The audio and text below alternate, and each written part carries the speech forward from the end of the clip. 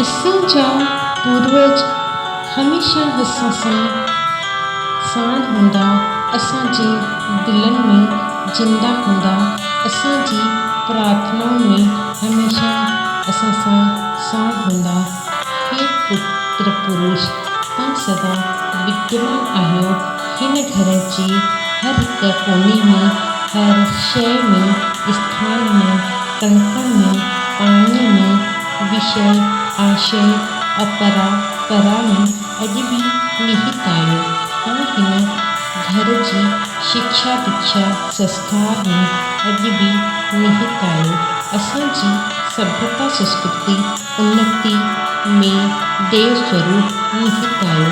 तव्हां हर सुख दुख हर परिस्थिति में असां सां साण आहियो।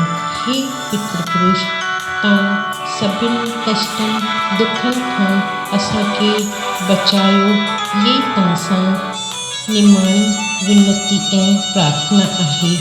हिन साल में तव्हांखे अश्रुपूरित विदाई पितृपक्ष अमावस्या जूं तव्हां सभिनी खे लख लख वाधायूं।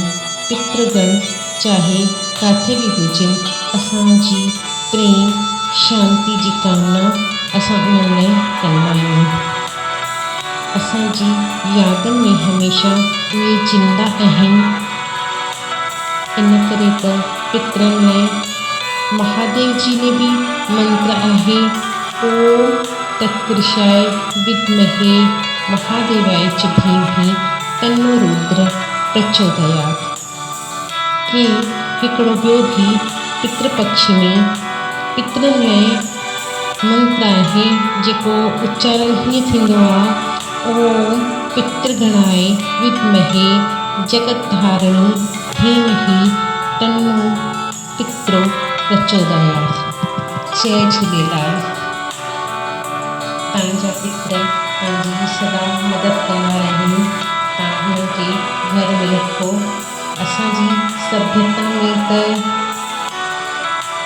पितरनि जो बि श्राद्ध करण जी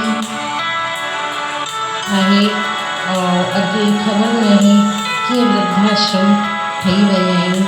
हिकु पितर ने छा ख़ूब चयो अथई, न पुट मां कांव बणी करे रोटी न खावाईंदसि, मूंखे खावाइणी अथई त जिते जी खावाए। ओम पित्र देवो भ्यो नमः। आप सभी पितरों की सेवा करें जीते जी भी, और उनकी मृत्यु होने पर भी उनके श्राद्ध में, उनके पिंडदान में जरूर सहयोग करें। आप जरूर उन्नति में होंगे। जय झूलेलाल।